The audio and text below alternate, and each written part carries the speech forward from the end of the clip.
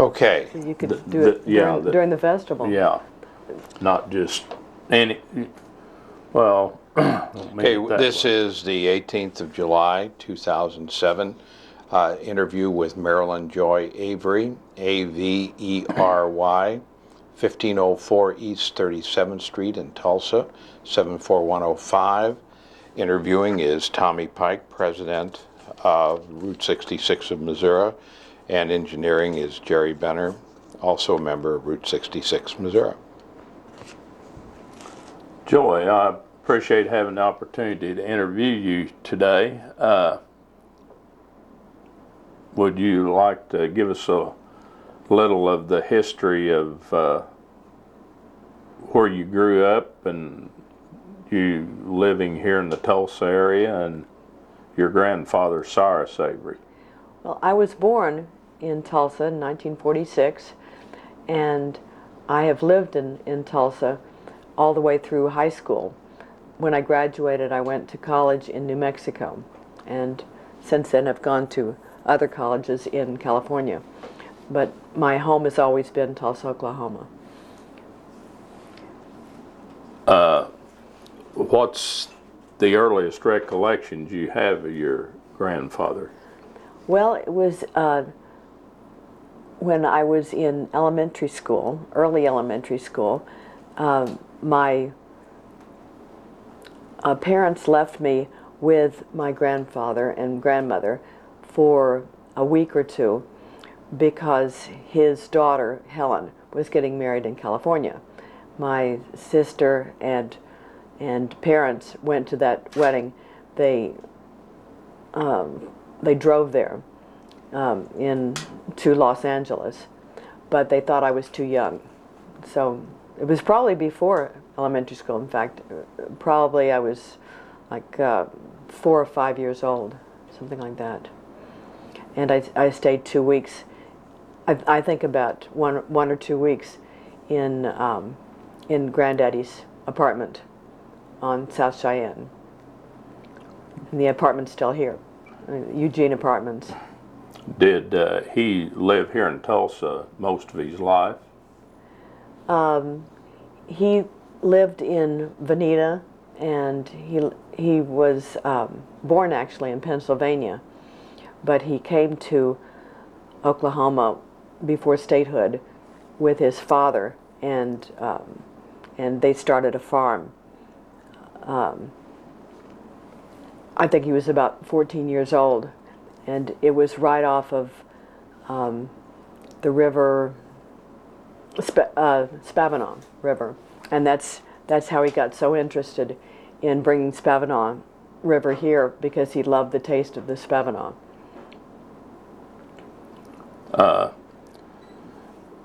When did you first become aware of his involvement with Route 66? The interesting thing about that is that he never talked about his involvement with Route 66. I didn't know about his involvement with bringing Spavinaw water here. I didn't know about his involvement with taking care of the people who had been burned out of their houses in 1921 either. This is all things that I have found out since my association with the International Route 66 Foundation. I was reading Cyrus Avery, and he was with the Department of Transportation in Pittmeyer from Missouri, and Right. all of them. I was reading an article, and it told that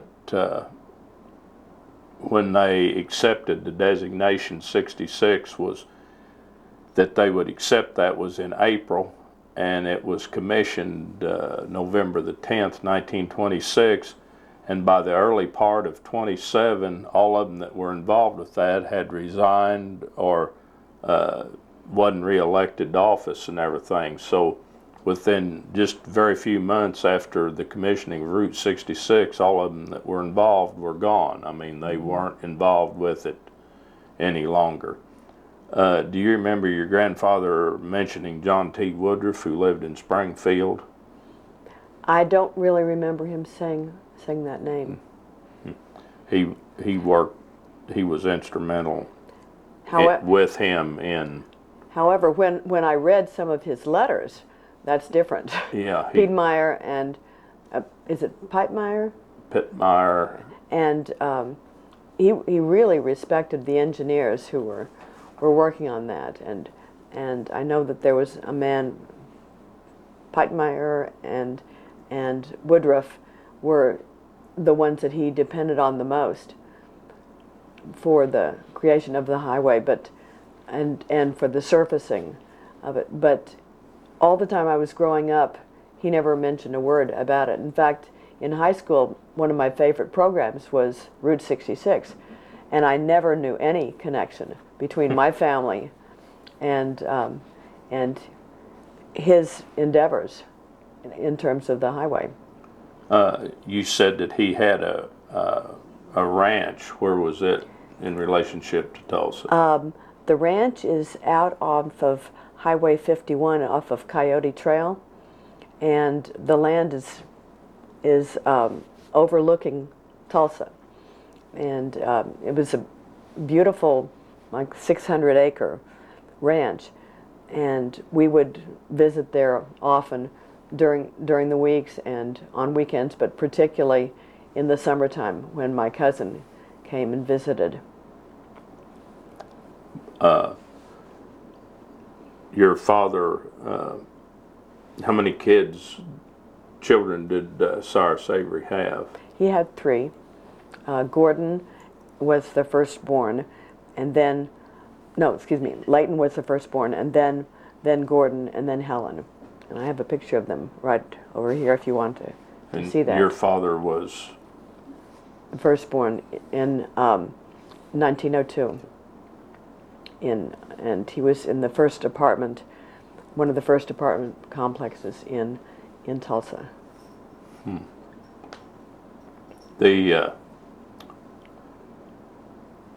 Then he was basically with the Oklahoma Department of Transportation, and was that all of the political career he had, or, I mean, I've You're never... talking about my granddad? Yes. No, I think he was into a lot of things. He was highway commissioner, state highway commissioner, and I understand at one time he ran for governor.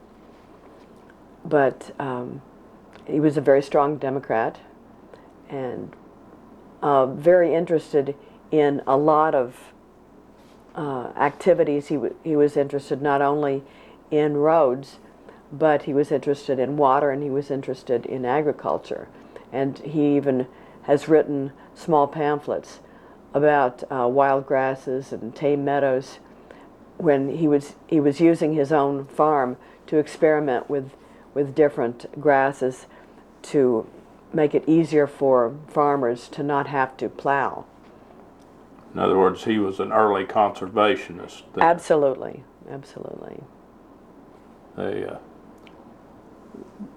People don't realize that there was as much of that going on, or people was involved in it as early as they were. Mm-hmm. And, that's true. A lot of the things that was done, they're not too far off of 66 in Missouri, is Diamond, Missouri, and that's where George Washington Carver. True. And so that's always been an interesting thing. People just haven't paid enough serious attention to it, maybe. I also understand that whenever he went to his ranch, he would always spread out acorns and start trees, and there were a whole bunch of trees that were near Admiral Circle, which was part of his land, and unfortunately now they've all been sawed down to put a trailer court in. So, So that ranch is kind of gone at this point. Yeah, the ranch was sold after he died, and that was in the early 60s. And it has been made into there's a house there now overlooking Tulsa, and it's got a lot of acreage, but it's nowhere near the size that it was. I understand that well, Granddaddy was land hungry, and he always prized having as much land as he could. And so he started out with different developments, and whenever there was a possibility, he would buy land adjacent to it, and so it would grow and get bigger and bigger. But the very last piece of land to go was his ranch. He kept that until the very end. A little bit about you now. You have a family. Yes, I have one son who is about 31 years old, and he is living in Fairfield, California. And he has a beautiful wife named Hui, and a beautiful daughter who has just turned 1. And your son's name? And my son's name is Mark, M-A-R-C. You have just the one son? I just have the one son. And one granddaughter then. Right. So, when did you move back to Tulsa? Well, I have lived different places. I've lived in New Mexico when I went to school, and I also lived in California. But I keep returning to Oklahoma because it just has always been my home. Keep coming back Yes. to here. Right. Your grandmother, a little bit about her was... Grandmother on, you mean Cy's wife? Yes. That's Essie, right. Well, she was a frail lady, long gray hair, and all I can remember when I was staying there was that she would make me sugar sandwiches, and we would play fish. You know, go fish with the cards. Oh. And she liked to play card games with me. And she didn't go out much. As I recall, she never drove. She never could drive. That was fairly common for a lot of women. I don't know whether my other grandmother could drive. I don't ever remember seeing her drive. So it's a possibility that neither one of them Well, there's could probably drive. only one car in the family, so Right. the man had to go to work. So. Right, exactly. And how old was she when she passed away? She died at age 92, and he died the next year. So they both lived into the early 1960s. Right, right. Do you have some memories of time spent with your grandfather? Well, the first time I spent was when I was, as I said, when I think that was maybe in 1952 when his daughter was getting married, and although it seems strange now that he wouldn't be there, but I know that my father and father, mother, and daughter, father, mother, and sister went to the wedding. And you said they drove to California. Right, I drove to assume on California. 66. Yeah, I Probably, would imagine, yeah. I'm probably sure. so. Yes. Maybe criticizing the road is... Yeah. When you found out his involvement with Route 66 and all, were you kind of astonished about it, or? I was not really surprised because he had always been very active in whatever he was doing, and I wasn't really surprised that he had that much to do with the founding of the highway or the establishing of it, because he was a very thorough man, and one of his favorite statements is that you've got to have ants in your pants, and he was on the go all the time, and which is why he wasn't around a lot when I was at the apartment, because he was busy. Even when he was in his 80s, he was joining Lock Joint Concrete Company. They're the ones that helped build the Spavinaw the conduits for the Spavinaw water to come to Tulsa, and that's where he met them, and he became a salesman for them, and he was in his 80s when he did that. So he was just, and that's why he was in the office. My dad had offices for Layton Manor, which is right off of 21st Street and Riverside Drive. But I would always see my granddad there too, but he was always doing something else affiliated with Lock Joint. And what did your father do? He ran the apartments, and in fact built the apartments, and that's something that he learned how to do from his father, because they had built houses before, and they'd built apartments, and so that's how he learned to do that. And the reason why he had to do that is because he was like second in command with Eugene Atkins Oil in Illinois, and then Eugene Atkins, or his father, whoever it was in charge of the company, died.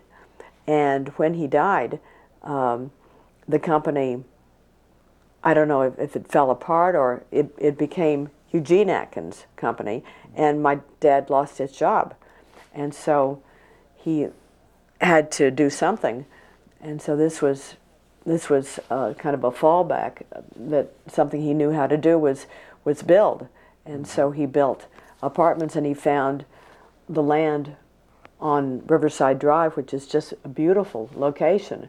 But it wasn't at the time, because they hadn't developed Riverside Drive. But it was right across from the river, and he built really good, solid concrete apartments there, which are still being used today. And that's where you grew up, in those apartments? Or? No, I grew up at 4150 South St. Louis, which is right down the street. There have only been 2 houses that I've lived in. From age 0 to 3rd grade, I was at 1524 South Atlanta Place, which is right off of 15th Street and Atlanta Place in Tulsa. It's off of Lewis, between Lewis and Utica, I think. Anyway, it's where the Broken Arrow Expressway is now, is less than a house away from where I grew up. And then we moved, when I was in the 3rd grade, to 4150 South St. Louis, and I went to school at Holmes, and then I went to school at Edison for the 7th grade, and then I came back, and Wright Elementary School, Wright Junior High School, which is the round school, was built, and I was one of the first class. I was the first class at Wright, and then I finally graduated from Edison High School in '64. And went to college. And then I went to college at St. John's College in Santa Fe, New Mexico. That's where I'm headed. That's where I'm headed. Is it really? Yeah. Okay. Then you've just basically become aware of what your grandfather did and all just in the last few years, a little Absolutely. bit then after you Yes. started going through his papers and everything. Right. When did your father pass away? He died in 1983. 83. So it's after your mother passed away that you become aware of all the papers Right. and everything Exactly. that Exactly. your grandfather had. So the papers came down to you through your father. The other... Actually, through my mom. She was a great historian and also never threw away anything. Yeah. So she had all of Granddaddy's papers, but I was just reading in her interview of 1982 that there had been a bad flood, which happened quite frequently at my parents' house, and all of his papers were a shambles, and but she saved them, and so they didn't get water damaged, which was good, because my granddad was very precise in keeping folders of everything that he did, everything that he wrote, all the involvements that he had, the committees he was on, So I'm still running into new information about involvements that he's had, that he's been with. And who was it you said interviewed him in 80, your mom and dad in 82? Quinta Scott. Okay. And that was far. That was for her book, which is up here, called Route 66. Ah, okay. I've got that book. Yes. I believe that was the first book that anybody had written in modern times about Route 66. It was, that was in, well, 82. I think it came out about 83 or 4. If you want to look at it, you can look inside. I've got one. She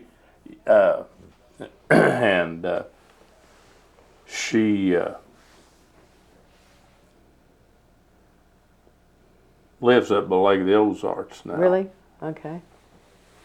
I didn't know that. And her grandmother was a reporter, newspaper woman for the Springfield News and Leader. Ah, so it's in her genes. Yeah. No,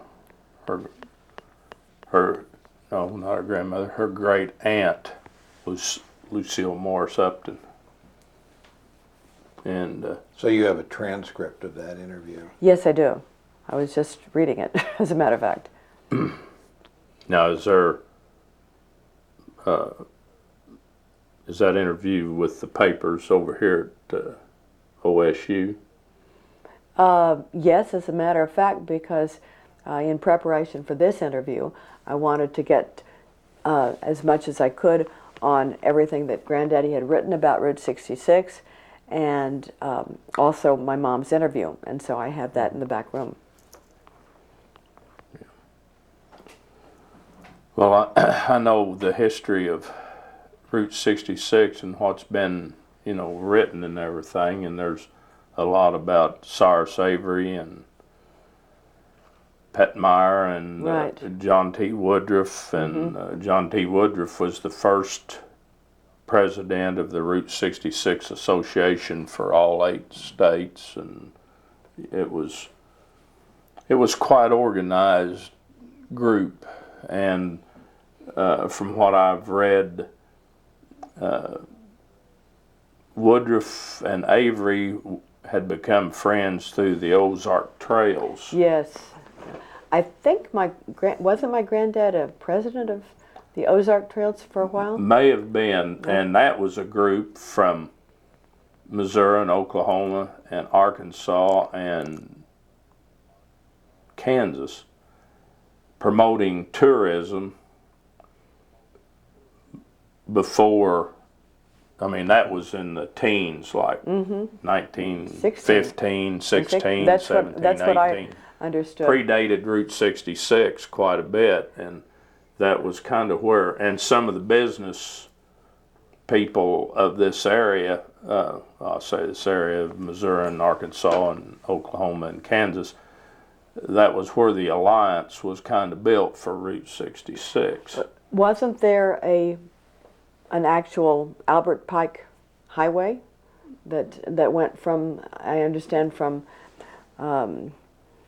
Springs, from Hot Springs to, let's see, from the springs in Colorado Springs. Yeah. And that predated. And, yeah, and Albert Pike was down in this area. And, Right. And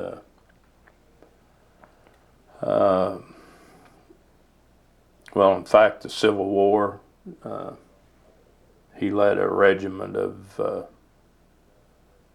Indians in the Civil War, fought in the Civil War. So it's, there's been a lot of people, and like the Ozarks Trails, that was mainly for the Ozarks area, and we think of tourism as actually something new, when in fact it was old. You get to reading and looking at some of the postcards and such, before the automobile was around, people traveled by train to like Colorado Springs, Right. and Yellowstone and places such as that had rail service and that could afford to ride the train to those areas. Tourism was a big business for years before the automobile really evolved to what it was even in the 20s and 30s. And so, you know, the alliances built through this is what spearheaded a lot of the highway programs and what got things done. When you read through his material, are there any things that kind of stand out for you? Well, I was really impressed with his understanding of the need in the United States for a major highway system, because he said there wasn't a major highway system at the time, and it all had to do with the moving of goods from where they were being produced to where they were being used, and it all had to do with business. But I was really impressed with his idea of a major highway system as being crucial to the development of the United States. Well, of course, Eisenhower's trip into 1917 or whenever that was, realizing that you couldn't move a military from the East Coast to the West Coast very easily. And I'm sure all that just starts coming together within about 8 or 9, 10 years. Right. Yeah. And Eisenhower's experience is what was become the Lincoln Highway. I mean, they were actually trying to see if it could be done. But, it was. And then he did the interstates, Yeah. but yeah, the Lincoln Highway was the route across the country. Yeah. And now this was the other one. Right. And a lot of it was, like you say, to get, well, a lot of the farm goods and things into the bigger cities where the railroad could pick them up and take them on to the, at that time, mainly to the east, because that's where the bulk of the population was then. And in fact, even today, you go out, there's places in the west that's still pretty sparsely populated. I mean, in some of the big towns, there's lots of people, but you can get out in some areas that there's not a lot of people in the west. And, you know, all this contributed to the civilization, I guess you'd call it, of this country, and the movement of the masses from the east to the west. True. So in some ways, your grandfather was really a developer. Oh, I think he was always a developer. He was in real estate from the beginning, and he was, but that burgeoned into other interests, like his interest in the land, and in growing things, and in what would be the best crop for a farm. And I remember one of his articles was whether you should have sheep instead of dogs around a farm, and that might help in the development of the crops and to keep the grasses down. And so he was always experimenting with something. Well, of course, developing a highway would go right along with real estate. Right, exactly. One affects the other. And you don't build a highway through nothing. True. And if you build on the highway, you profit in many ways. So. And makes your property worth more money Yeah, if the highway's exactly. through. Yeah. And he had a restaurant, and he had one of the first motor courts in Tulsa that was near Route 66. And What was the name of it? Do you remember? I think it was just Avery Court. I could check my mom's records. And he had you said a restaurant that was. He had a attached restaurant to it, also, yes. attached to the motel, I would Right. assume. Gas station and Probably. yeah. Usually. Probably the whole thing. probably people like him back in that era, they saw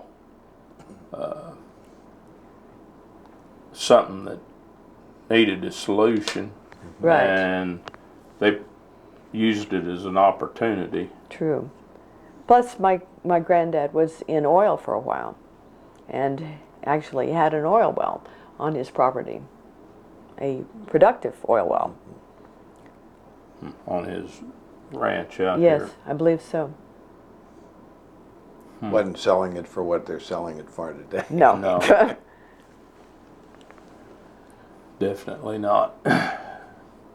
Well, that's interesting. And is there anything else you would like to comment on, or? Well, I just am very proud of how involved he was in so many areas. My mom called him the true Renaissance man, and he really was, because I have his books over there, and he was educated so well in so many areas.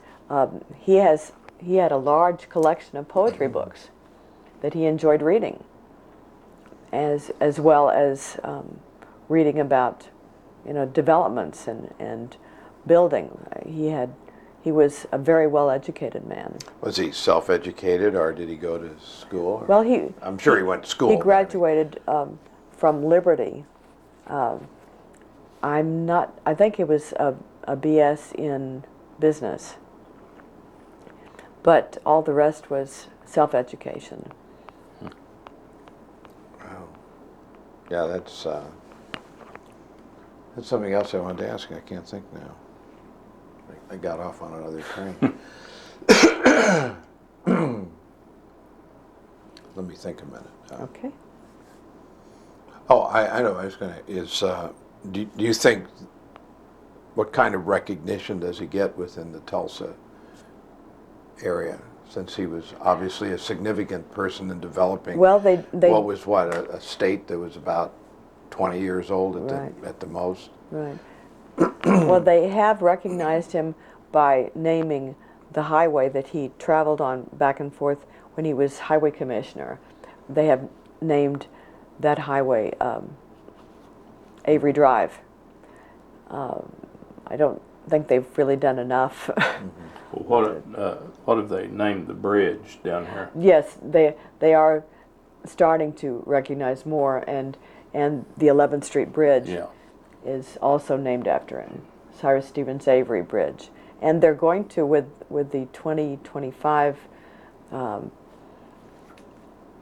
tax money, they are going to be building a museum for Granddaddy. And I so would that's imagine- that's going to be near the 11th Street Bridge. I would imagine the rise of the importance of Route 66 may have Right.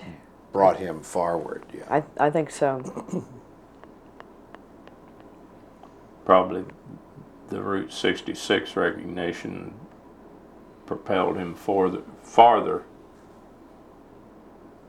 in people's minds than anything else.